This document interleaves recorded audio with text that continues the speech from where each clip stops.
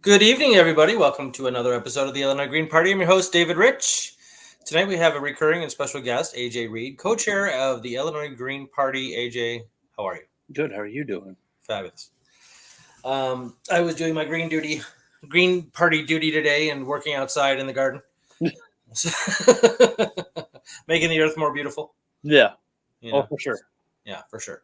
Anyway, we have probably a lot of things to talk about here. I mean, we were talking before the show. We're going to talk about policing a bit, the gun issue. We probably talk about the abortion issue. That's important. hmm The Green Party candidates and what they're respectively running for.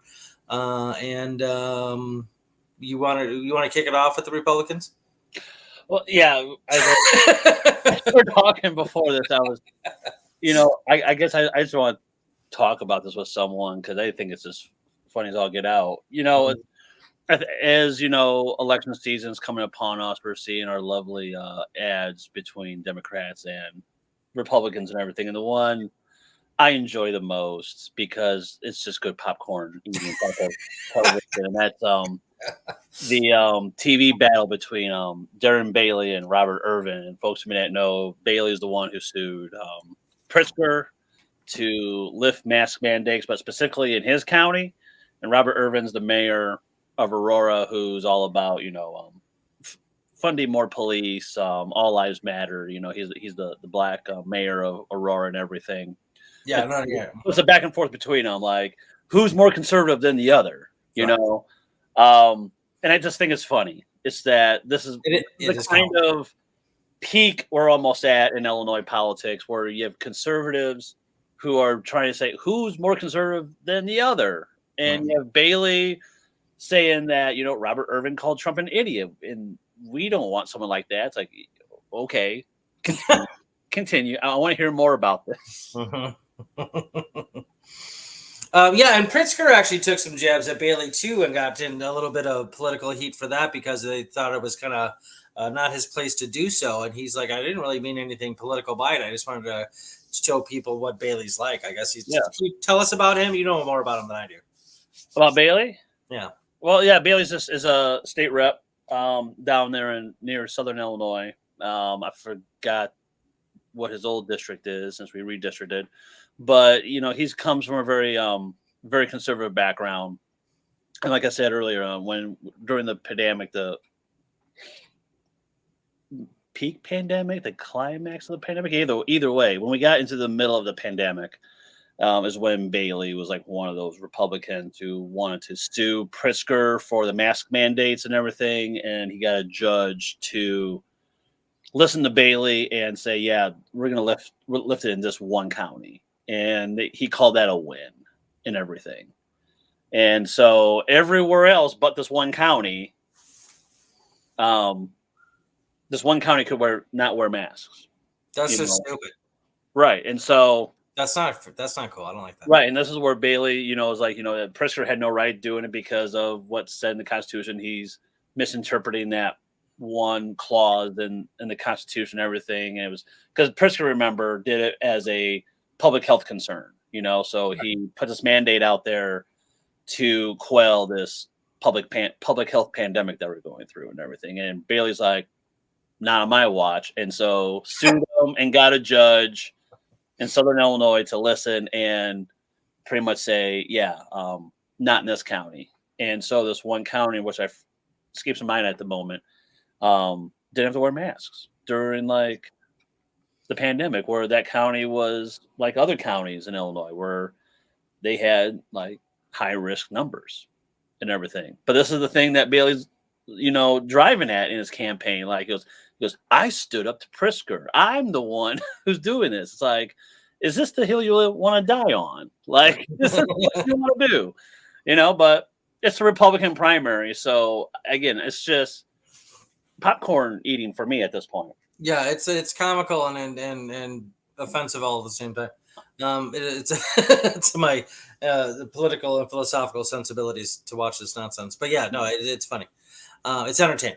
Yes. For sure. Any opinions on the upcoming gubernatorial race, or not gubernatorial, the election, the Illinois election? Sorry. Yeah. I mean, comedy aside, it's going to be very interesting who the Republicans are going to pick for their chosen one, if it were, to go up against Pritzker, because it's Pritzker. You know, there's no other Republican or Democrat um, in the primary. You know, and no one in the Illinois Democratic Party wants to fight against Pritzker at all. And then whoever that Republican candidate's going to be has to go up against Pritzker, which, you know, I hate saying it. I mean, it's going to be Pritzker winning that, because like the Republicans, like the Democrats, Republicans also have the problem that they have no one on their bench. Like, there's no one really to say, like, this is the person. You know, we have no one in the Republican Party that's going to stand up to Pritzker financially or have the quote unquote star power that Pritzker has at the moment, you know. But you have folks like Ken Griffin, who's going to dump millions of dollars to like Robert Irvin's campaign, because Ken Griffin, for those who may not know, you know, he's a hedge fund manager. You know, he works in LaSalle Street in Chicago. So he's dumping millions of dollars into like people like Robert Irvin's campaign, because he thinks that's, you know, the person that he wants to see down in Springfield and what have you. So because there's no one on the bench of the Republican Party, like, these are the folks they have: Bailey, Irvin, Rabin, Jesse Sullivan down there in Petersburg, Illinois, near Springfield. Like, these are the folks they have, you know, and not a single one of them that anyone in Illinois politics knows of them. Maybe Robert Irvin, because again, he's the mayor of Aurora, you know, and Bailey because of what he did, like I said, about the pandemic and everything. But outside of that, no one knows these folks at all. Okay. You know, so it's going to be very interesting that who the Republicans are going to put up against Pritzker, and then just see what, you know, Democrats going to do to eviscerate the Republicans. And I wish for Illinois Greens, you know, we had a gubernatorial candidate to fight against, because there's some things to fight against Pritzker on when it comes to like keep funding LaSalle Street in Chicago, you know, keeping up with corporations and everything, you know. So there are some valid things that we have against Pritzker and have you, but we just don't have that person just yet. I mean, hopefully the next gubernatorial election we'll have somebody, but as of now, I mean, I wish we had that one person to like go up against Pritzker, because I think we would have a nice viable candidate against Pritzker once the pandemic, what's the word I'm looking for, legacy of his dwindles, you know. Dwindles, yeah. Because I mean, this is what he has. I mean, he's the person who like did a, dare I say, decent job of like keeping Illinois safe, you know, and there's nothing you can do to fight against that, quite honestly. I mean, there's ways we could have funded better when it comes to keeping people more employed, keeping people with health care. I mean, there's things that we had to say on that front, but outside of that, I mean, this is something that Pritzker, you know, at this moment has support on between him and whoever the Republican candidates is. You think it's a slam dunk for Pritzker? I mean, at this point, because again, there's no, unless they like bring Jim Edgar out of retirement, or you know what I'm saying? You know what I'm saying? Yeah. I mean, if they bring him out of retirement, that's like the one Republican that people know of, and saying, "Well, this is the guy," you know, like a Republican's gonna do like they did with, like the Democrats did with Joe Biden. They're gonna bring someone out on the 11th hour, like, "Oh, this is Republican candidate," but they're not, because again, they have no one on their bench. There's no one on their bench. And these are the cast of characters that we have. And like I said, it's going to be entertaining when they go up with Pritzker. Yeah, no. Obviously, being a third party member, I didn't vote for Pritzker.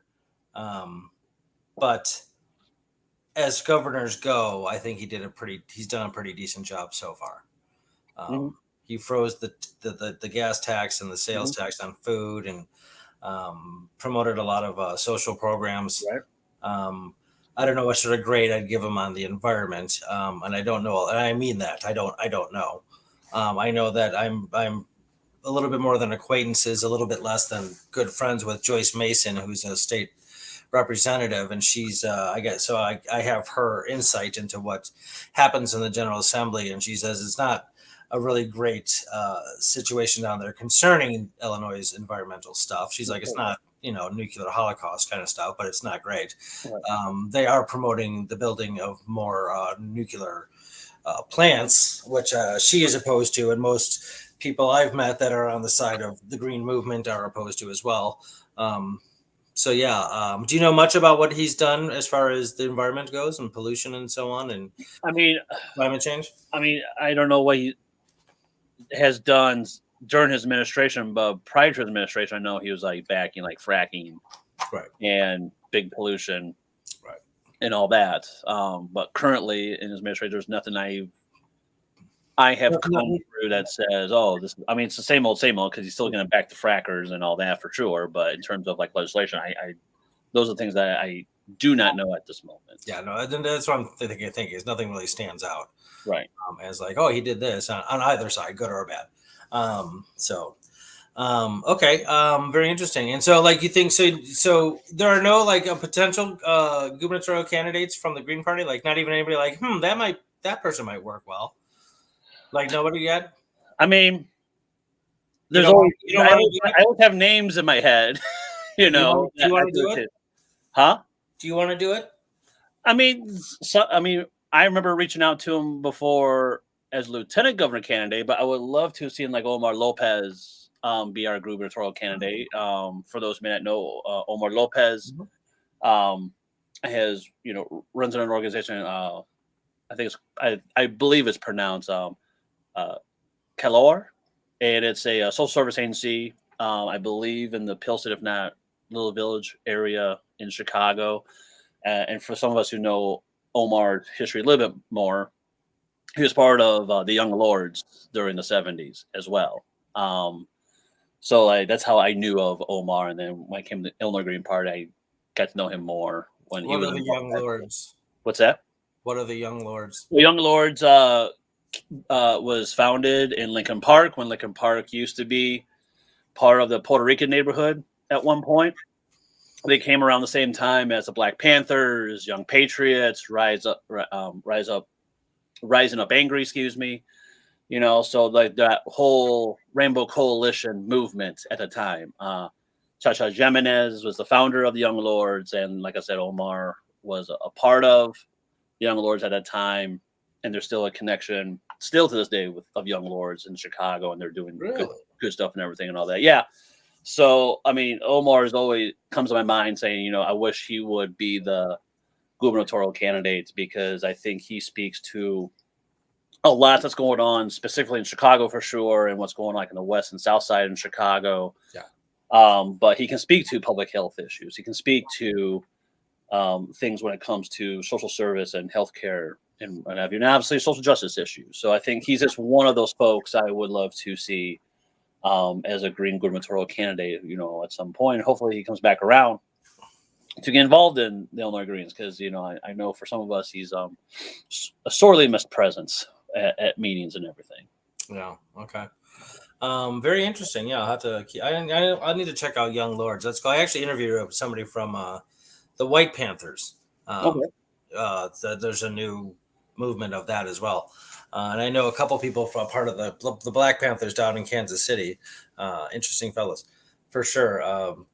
But I never heard of the Young Lords. That's very cool. Yeah. So very cool.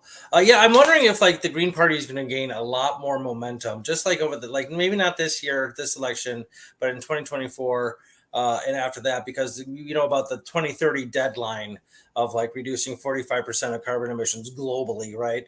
I'm sure you know about that. Which seems like and the signs of climate change are becoming more and more frequent, and like just like these huge wildfires and massively intense, storms and everything else. And the glaciers separating from Antarctica that the size of New York City and, melt. I mean, all sorts of every day almost you hear about something.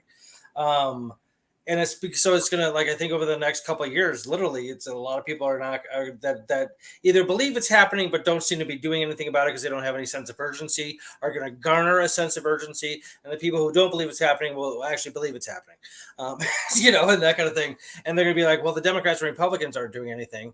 Oh wait, there's this party called the Green Party, and they're called the Green Party for a reason. So hopefully we can get ourselves a higher profile and a greater sense of importance to voters. Does that? I mean, that's a very vague hypothetical situation, but do you see that sort of thing happening? Hopefully, I mean, I do. And I think there's something we also need to be thinking about as a very future focused kind of thing. So I believe in the New York Times, towards the end of last year, early this year, they put out, and it's also in the Association of American Geographers also put this out too, and that is, in the coming years, we're going to see an increase of people migrating to like places like Chicago, and these folks are going to come from the Southwest and the South, because as climate change is getting more and more intense, these areas are going to get more and more hotter. Even last year, we've seen places like Tucson getting 120 degrees, almost up to 140 degrees. Unbelievable. And I remember, oh my and I have family in Phoenix, and they tell me like how hot it is down there. And they're in Phoenix, so they have access to cooling areas in their homes and everything. But if you go out in the desert, Phoenix isn't the desert, but even out more in the desert, like places like Casa Grande, it gets hot. And then those temps and everything. So these folks are going to migrate to the Great Lakes region because we're always going to have like this temperate climate, right? And so it's just the right conditions that everything is going to be moving more to the upper Midwest. And even over the years, our area is going to get more and more like vegetation, more and more lush and forests and everything. But these folks are going to move up here to, again, Chicago, Toledo, Cleveland, Ann Arbor, Detroit. You get the idea.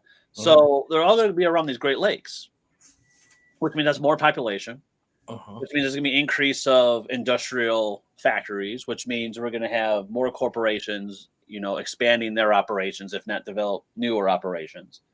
And so, and then there's already problems with the Great Lakes to begin with. You have GM over in Michigan, who's dumping wastewater on Western Michigan shores and everything. You have BP continuing still in dumping waters in places like Whiting, Indiana, and everything. And then for some of us, some of the folks that live in the southeast part of Chicago know of BP sending their petroleum coke, this fine powder petroleum composites to southeast Chicago, where at one point it was like open air and all this pet coke was spreading all over southeast Chicago.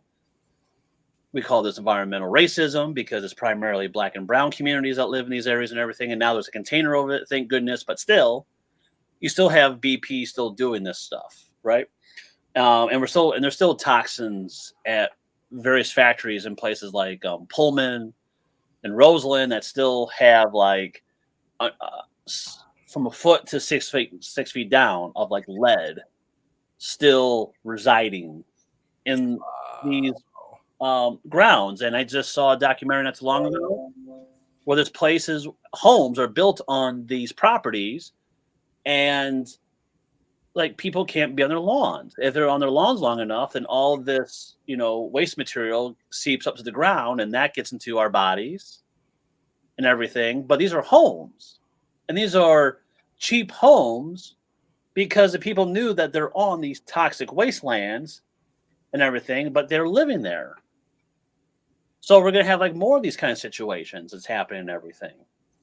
And so to your point, this is something we need to be thinking about more, because as Greens and having this kind of information about being future focused of what's going to be happening down the line, we got to think about how we're going to curb all of this. How are we going to put not just regulations, but moratoriums on things just so we can have a more healthier planet, because this is the one celestial rock we live on. I'm not into hypotheticals of, oh, there's an Earth, 500,000 light years away. I don't Not think into that, because until interstellar happens, until we figure out black holes or just wormholes that we can just go through, until that is figured out, let's just take care of this one celestial rock until our ending days, because if we don't, then it's just not going to be good, folks. It isn't. So we just need to maintain what we have now and really figure out better policies to put, again, those certain moratoriums on things that need to be happening, as well as maybe certain regulations on others. Okay. Do you think the global deadline in 2030 is? Well, I think it is achievable. Do you think it will be achieved? I mean, it can be achievable, and that's the thing, I can say right now, yes, it is achievable, but in order for that to happen, we have to meet certain milestones in order for that to happen. So the question becomes, if it is possible, can we meet the milestones? And that's more my hesitancy to say yes, it can be achievable, because I am very concerned that we can't meet certain milestones in order to achieve the deadline that we need to be meeting everything. Because I can remember back in the 80s, late 80s for sure, that, by this part of the 90s, we need to take care of this. And then the 90s came along. Oh, this part in early 2000s need to happen. Well, we're pushing it back and back and back, until we actually achieve it. Our environmental doomsday clock is getting more closer and closer to zero than the actual doomsday clock. You know what I'm saying? Mm-hmm. Yeah. Yeah. Nuclear war's got nothing on environmental disasters. There's some speculation from different people that we've actually had on this show before that the green movement in general is kind of barking up the wrong tree, if you will. That things like renewable energy sources like solar and wind and hydro are mythic, that they're not going to do anything. For example, I just saw a picture of people fixing an oil leak in a wind turbine. That kind of stuff. Like, they're just constantly pointing out like inherent contradictions. Like, Right. yeah, you're using petroleum to run the thing. Okay, so can you speak to that at all? Yeah. So I always point back to the documentary that Al Gore did. Mm-hmm. Inconvenient Truth. Yeah. Yes, there you go. Inconvenient Truth. I always point to that because a lot of people rallied around that documentary. Like, this is the documentary. Like, this is the thing that we need to rally around and everything. And Gore put up interesting data on what needs to happen at that time in order to achieve certain things, right? But he was also talking about green capitalism at the same token, And so the very things you're talking about is, yes, there are contradictions. There are certain contradictions when it comes to solar, windmills, things of that nature, right? Because you still need to rely on businesses as part of capitalism in order to make these things happen, right? So from an eco-socialist perspective, it has to be somewhat nationalized in order to do this. We have to have one big nationalized effort in order to make sure we do how do I say this?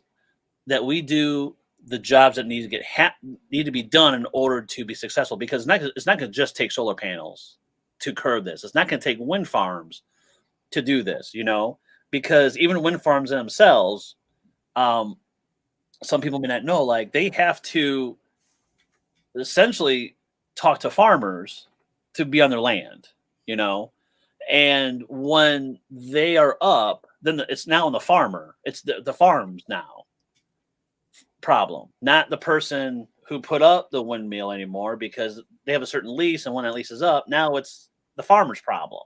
Right. and was a farmer, and a farmer who has no idea how to work this thing is just going to let us sit there, Right.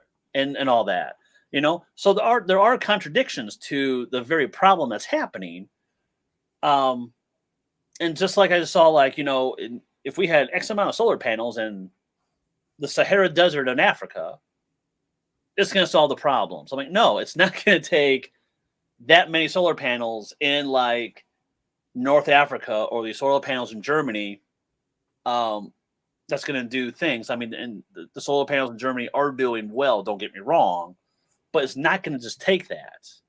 Because there has to be other things that needs to happen. We got to think about how we're going to do better urban planning, how we're going to do better rural development, how we're going to build better buildings.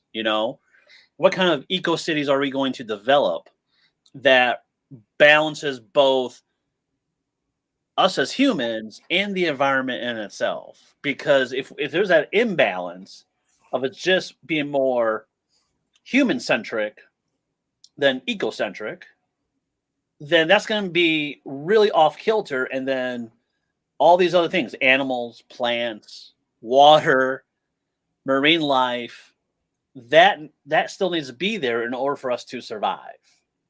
And if we still think that we're going to be better than the environment, then we're just fooling ourselves. I mean, that's more speaking to your ego than having more of an eco mind at that point. Yeah, no, it's just a silly type of reasoning.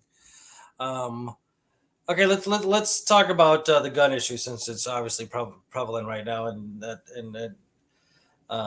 as you were talking just now, I was thinking about some of the smaller factions or groups out there, like eco anarchists or eco militants that are like, okay, if you keep destroying the planet, that's it, we're done.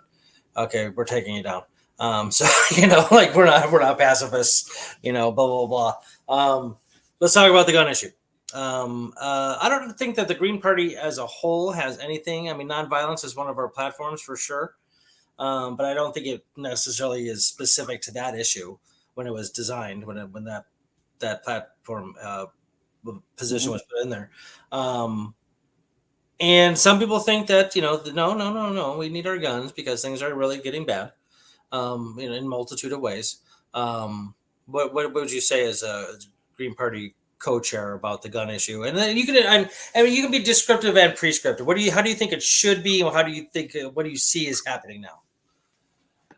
So Illinois has always been a very gun-friendly state,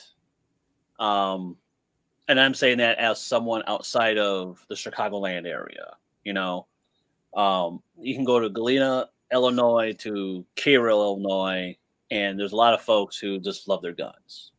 They just do. Yeah. I used to be an NRA member. I used to run an NRA approved range. I'm an SRA member right now. Oh, nice. Good for you. Not a lot of people know that, but it's the Socialist Rifle Association. Yeah, and so I have guns. Yeah. And as for myself, I think it's fine to have firearms. I just don't have an AR. I don't have a bazooka. I don't have anything else. You have a bazooka? I'm perfectly okay with the rifle and handguns that I have, just to protect myself, and just to target practice, and I used to be a hunter at one point, years ago. As was I. And no target shooting is fun. Skeet shooting. I mean, I enjoy that stuff. I'm really good with the pistol. Like in the range, I'm really good. As a sport, I enjoy it very much. You're right. I mean, I bought a revolver recently because it's cool. I like the Old West kind of thing, and it's fun it's just for target practice and if need be self-defense. But right. That'll probably never happen. I took a gun training class once out in Portland, and it's like 0.001% chance that you'll ever even need a gun. It's just not. I don't live in the bad parts of a big city or anything like that. But when I was at the gun store the other day, and I was waiting for the paperwork process, whatever. I'm sitting there looking at these AR-15s and assault rifles, and I'm like, good Lord. I'm like, what would you possibly want one of these for? Like, I mean, they're cool, but besides the cool factor, I mean, like, for any sort of practical usage, I don't. These are machine guns that are used in war. I mean, I don't. Right. I'm not for the government banning guns. I'm sorry, I'm just not. But I mean, I'm just looking at it just from a practical standpoint. I'm like, why would you need an AR-15? For what? For what sport-like thing would you possibly? You don't use these for hunting. You don't use a semi-automatic AR-15 to hunt. You don't. Right. And you have these folks, right. And you have these folks that I know of that want the AR just to protect themselves and their property. Mm. And this is where I kind of really have a big disconnect with folks in downstate Illinois and anywhere else, because it's I go, what are you trying to protect from? Like, who do you think is taking your property away from you? Who do you think you are that you need protection? You know, and of course, like, well, in the event that my house gets broken into, or in the event someone wants to assault me in the streets and everything, and it's not just in downstate Illinois, but even places like Rockford, Illinois, Peoria, Illinois, over by the Quad Cities near me. And I hear this more often, like, Rockford's unsafe. And I go, I'm not born and raised in Rockford. I'm not far from Rockford. I used to go to Rockford like every day, if not every other day, to go to Rockford and everything. And there's nothing, I feel more safe in other places in Rockford than I do in certain places. The place we're talking about is like Morgan Street on the west side of Rockford versus Perryville Street, which is on the east side of Rockford, and they're saying, well, Morgan Street and all that's unsafe. And I go, no, that's where I go to my hot dog stand, and I can park my car, get my hot dog, talk to the guys where we're having hot dogs on our hoods and just talking about whatever, always feel safe, I feel safe in like the east part of Peoria. I feel safe in the east part of St. Louis, it just boggles my mind, but people, we got to be safe because all these shootings are happening. And in particular in Chicago. And it's like, I'm in Chicago every other week. And the places you're telling me that they're unsafe, I was just there. I don't know when it happened, but it didn't happen when I was there, So it just boggles my mind that people want guns and coming up with like covert racist rhetoric in order to keep a gun for themselves, and also have this mindset that government is trying to take away the guns. But what people don't know is that the NRA back in the 80s lobbied and successfully lobbied to essentially have the ATF essentially not have any computerized data whatsoever. So to this day, the ATF has to use paper reporting in order to track firearms in the United States. They are backlogged. Of course they are. Over decades of information. So they have no computer in front of them to track all the firearms that are happening that's happened down in Buffalo, what's happened, down in Texas, what's happened in New Jersey. They don't have this in front of them.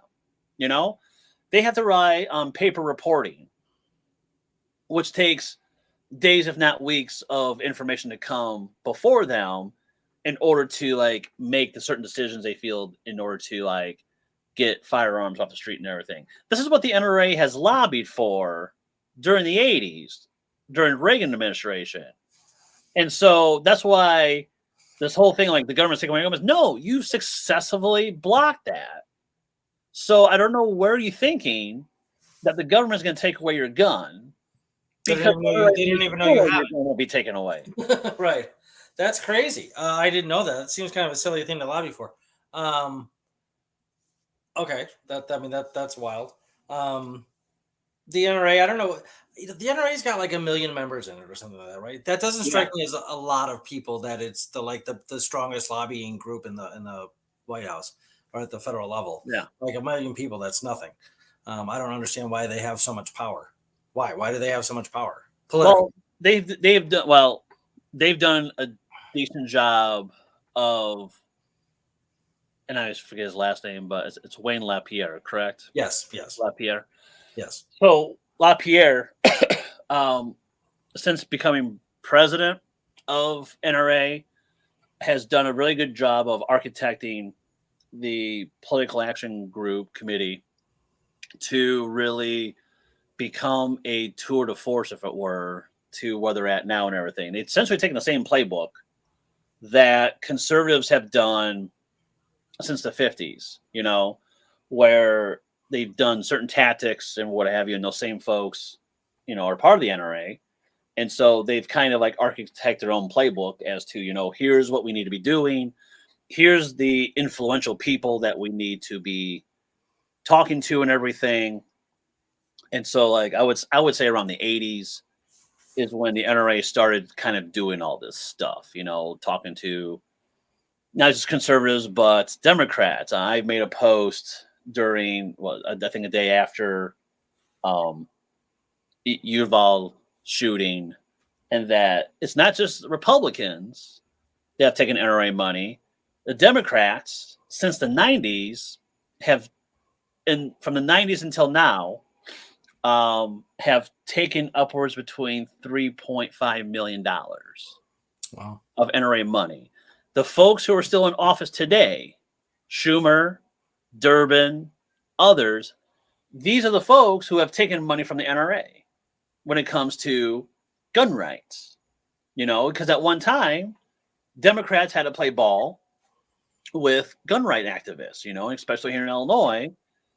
If you're in a congressional district that straddles between the suburbs and downstate Illinois, you kind of have to tote to gun right activists in order to win your seat and everything. Now it's become a little bit more polarized as such and everything. But yeah, if you don't at the time smooze with gun rights activists, you're not going to win your seat and everything. Now Democrats don't care that they get a grade F on an NRA report card. It's more of a badge of honor for them these days and everything. But before, a grade C was adequate for them. Right. So yeah, the gun laws that we have today, even a current president, it has even have taken money from the NRA as a senator and everything, and passed legislation with gun rights and everything. So everything we have today is not just Republicans, but also Democrats who have wine and dine with the NRA at some point. Yeah. So that and the NRA making their own playbook have been very successful in everything. Plus the political climate has changed a lot since 2008. Oh, that's for sure. That is way for sure. Well, I say 2008 as like the starting point of where we're at today, with the Tea Party. Yeah, no. Beginning at 2008. So that's like the starting of the evolution that we have now with the certain kind of reaction. All the wackadoodles. Yeah. Is that what I like to call them. Right. Jesus. It's unbelievable. It really is crazy. Okay. We got about 15 minutes left here. Let's talk about abortion. That's a hot and heavy issue. That issue kind of took a back burner for a long time. I remember it was hot in the 80s when I was a younger buck, and then it just kind of faded away. Like everybody just accepted the fact that it's legal. If you do it, you do it. If you don't, you don't. It's none of your damn business otherwise. Or in any way. And now it's just all this. People are threatening to burn down the country if they overturn Roe versus Wade and stuff. Things are getting violent. Things are getting nasty, man. I mean, this is really, it's crazy. It's really crazy. I'm moving down to Galesburg, by the way. Did I tell you that? Oh no. Yeah, I'm moving. Is that anywhere near you? Where are you? You're about 90 minutes away from me, but yeah, it's not bad. All right, we can meet halfway and halfway. Welcome, neighbor. Thank you, sir. Okay, so yeah, let's talk about that. I mean, what say you about the abortion issue and the whole leak and everything? And Clarence Thomas being an idiot. He's really just an unbelievably stupid human being. This is something that Clarence Thomas, his friend Antonin Scalia, have always sought after is to chip away at Roe v. Wade, Yeah. and KCV Planned Parenthood also. They have been, their sights have been set on somehow how to remove Roe v. Wade from the judicial books. And they couldn't find the one case law in order to make it happen until Mississippi, the current thing about Mississippi, which is going to be decided next month. Yeah. Mm-hmm. And this is it. This is like the case, because if they decide on this, the Mississippi case, then now we got to talk about Roe v. Wade and what does that mean from a judicial philosophical stance at this point, and what it means, post the Mississippi case and everything.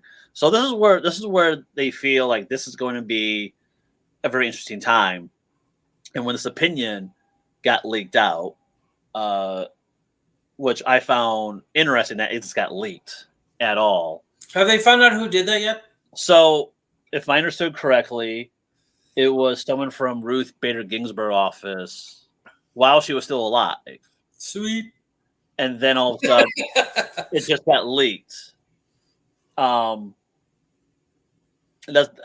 need to follow up more with that because I find that interesting how that even happened. I would love it if that was the case. Well, even the whole process of it got leaked and media outlets started picking it up, and there's a lot of like ethical questions when it comes to journalism about that, because this is just a draft opinion, right? It was not going to be published, so this is something that was going to be published at some point, but it was just a draft. And so for media outlets just to pick it up was just interesting that they just did it. Even their own editorial board was like, run it. And then here we are having a conversation about it. So it's going to be interesting because we still have states at the state level really trying to make it a situation for females assigned at birth to like make these decisions as to what states are safe enough to have an abortion, and it's going to be even more interesting as to how that's going to be playing out, because as someone who doesn't need that kind of reproductive health care, but knowing friends and loved ones who have to have that kind of reproductive health care, to not have it in a facility that's safe, in a facility that practicing health practitioners and knowing what to do is a better situation than having to come up with creative outlets in order to go about what the individual needs to do and everything. It's a very heavy subject. It really is. And I still have conversations with friends about abortion and everything. I'm very, very much pro-choice. I'm very much of the decision of the person who has to carry another, embryo inside them and everything, and if we take away the opportunity for someone to not have that option, then that's going to be a whole different conversation that we're going to be having and everything. Because right now we have conservatives and even certain liberals who are going to create policies that's going to harm women when they have a child and everything. They're going to really harm those who are going to have children and what welfare looks like. Oh, I heard a very lengthy conversation about that on NPR the other day. It just like, yeah, I mean, poverty is going to go.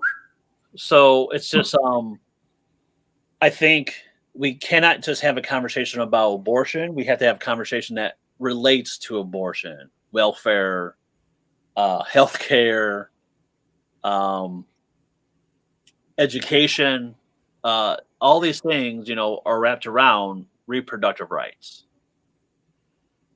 And we need a lot of people to get behind being more pro-choice because it affects us too, you know, even though I am not directly involved, I am insofar that a loved one who may have to have that service or not have that service or not even have the option of having that service is going to affect me too. Well, I think just morally, you have an obligation to defend people, defend other people's rights, even if they don't directly apply to you. And I think that there's a more generalized right that applies to everybody that includes women in this case, is Yeah. just sovereignty over your own body. I mean, your body is, I mean, if there's any sort of like strong argument for property, I haven't seen one stronger than your body is yours. I mean, that's just, I mean, that's it. I don't know what else to say about it. It's yours. It's your property. You're responsible for it. Okay. You can pierce it. You can tattoo it. You can impregnate it. You cannot. You can change its genitalia if you want. You can do whatever you want. It's yours. I don't care. Right. So I mean, so you said reproductive rights, and right away my mind went to just a more generalized set of rights, which is sovereignty over your own body. Well, I think that's what is even more interesting is the same folks who talk about liberty don't equate liberty Oh no, I know. with a person. It's ridiculous. Yeah, And they'll tell you. Yeah, they'll tell you can own 16,000 AR-15s, but you can't have a joint in your on your person, and they'll tell you who you can and cannot marry, or who you Right. can and cannot have sleep with, or blah blah blah blah blah. They're full of it. They're completely transparently ridiculous. Right. And that's where, I'm really big on the idea of self-determination. Oh, 100%. And it's even what you're saying, bodily autonomy and everything. I mean, that's for me, I also call that just self-determination. If Yeah, a 100%. person wants to have an abortion, that's still self-determination of wanting that. End the story. Right. Yeah. If someone needs assistance to make the decision, that needs to happen also, because there are some folks who might need help to make that decision. Don't get me wrong. Oh no, it's a huge decision. I mean, no. I mean, at least I think it should be. I mean, I think that you should be definitely contemplative about it and think it through. I mean, yeah. I mean, okay, all right, yeah. I think you definitely should take some time to think it through and just. For sure. I've known some females that kind of use it as birth control, and I'm like, okay, just that's weird to me. Again, it's your body; you can do what you want. I mean, 6, 7, 8 abortions later, I'm like, you might want to slow down here. Well, okay, so I mean, but yeah, for sure. Yeah, and even with that, I still think that's their decision. Oh, it's 100%. Yeah, because yeah, I mean that's more of a decision than, and even to that end, that we got to talk about harm reduction. Because I mean, a person who may be using that, say, as birth control, they still need a safe place to do that. It can't be in the alley. And I hate to be graphic with the coat hanger. They can't. They can't go to the creative outlet of using a vet clinic in the back room to do it and everything, because there's gonna be underground clinics if Roe v. Wade gets dissolved. There just will be, and I know they know this, but we just can't fool ourselves. Like, this is not going to happen, or people are going to migrate to Canada or migrate to Europe and do this and everything. So we really need to be thinking about the diaspora of folks when it comes to this issue, because I just don't think people have that kind of grasp as to what's going to happen certain policymakers only care about the policy and not worry about the consequences that's going to happen when said policy is conducted and everything. I just don't. And I've had these conversations with the policymakers, and they just don't have that at all. Right. Gotcha. Yeah, I was listening to NPR the other day, and I think it was the governor of Alabama. If it wasn't, it was a higher politician in Alabama who was saying, why they're going to do the trigger law. Once if Roe v. Boom, that second it's illegal in Alabama, and he's talking about the fetus's rights and all these other things, and it's alive and heartbeats and blah blah blah. And then, she's like, well, what about welfare systems and supporting the child after that? He's like, well, whose responsibility is it really? It's the parents' responsibility. I'm like, you just talked about how much you're going to intervene in their life over something you just claimed is their responsibility. Talk about a contradiction again. I'm like, that's ridiculous. It's your responsibility, but I'm going to go ahead and determine all your behavior concerning it. Well, right. And I think, I also feel that dissolving Roe v. Wade is also going to set up a situation that we're going to start seeing conservatives really trying to develop welfare policies that they're going to be more restrictive than ever before.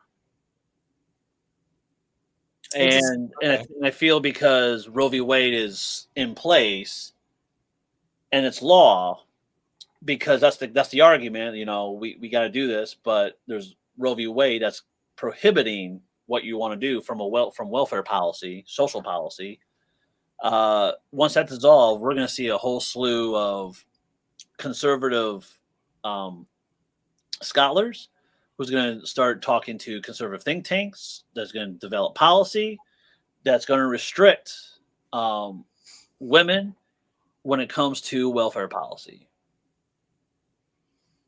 To the point of, we've seen conservatives trying to do the P tests for those who do drugs in order to get welfare money, and we all know that's like a 0.0001%, success rate and all that. But we're going to start seeing the similar things when it comes to women who need, SNAP benefits or unemployment or something. We're going to see something very more restrictive, because they have a child or more. We're going to start seeing that, because now Roe v. Wade's out of the equation. These other policies that conservatives are going to come up with is going to be more of a path for them, because Roe v. Wade's out of the equation at this point. Right. Yeah, I think it's going to be an absolute disaster. It is. It is. Absolutely. And, we already have an overpopulation problem. Why would you want to add to it? Okay, on the last note, that might have been a little insensitive, but we got a couple minutes left here. Give me a couple of names of Green Party candidates that are running this year. So, Anna. And so I would say our very own Anna is running for state rep, is someone who's running for office. I believe there's Brad Aarons, who's running as the 17th congressional district out my way. Isn't he near? I told Anna about moving, and she said he'd be around there. Where is he? I'll be in. He lives in Kewaunee, so Kewaunee is just north of Galesburg. Oh, cool. Right. So yeah, the 17th district is a large congressional district now. Well, that'd be refreshing, because I think I'm like the only Green Party member in Lake County that I know of. You might be. I don't know. I don't have any Green Party people to hang out with. Yeah. So anyway, okay, go ahead. Well, there's Brad. There's Anna. We have Toneel, who is for Metro Water Reclamation District. Yep. It's our more successful campaign. We always get a lot of votes. We've gotten over like 1 million votes. Wow. In the Metro Water Reclamation District. For those who may not know, it's part of the entire Cook County. Metro Water Reclamation District does. They just don't talk about water sanitation. They also take care of the Chicago River that dumps into Lake Michigan. So they do deal with Lake Michigan issues, Chicago River issues. No, that's huge. Illinois, Michigan Canal issues, as on top of water sanitation, things of that nature. So, it's a very important government body, I feel. And I think people need to pay attention to those kind of things a little bit more, other than just state rep and senators and all that. Those are important, but 100%, yeah, no, for those sure. local ones are even more We tend to important. not take local elections like that, even smaller than like mayors and stuff. Like something as specific as what you're talking about. We don't take them as seriously as we do as like the president. You know, we treat the presidency like it's a monarchy, and it's not. Yeah. You know, your representatives, you're the senators, and the local politicians are ones that determine your day-to-day stuff a lot more than you think. So it's very important to pay attention to that for sure. So, all right, we are out of time. AJ Reed, co-chair of the Illinois Green Party. Always a pleasure to talk to you, my friend. Always nice talking with you. All right, you have a good night, and thank you for joining us here at the Illinois Green Party. I'm your host, David Rich. Till next time, be good, be green. See you. Later.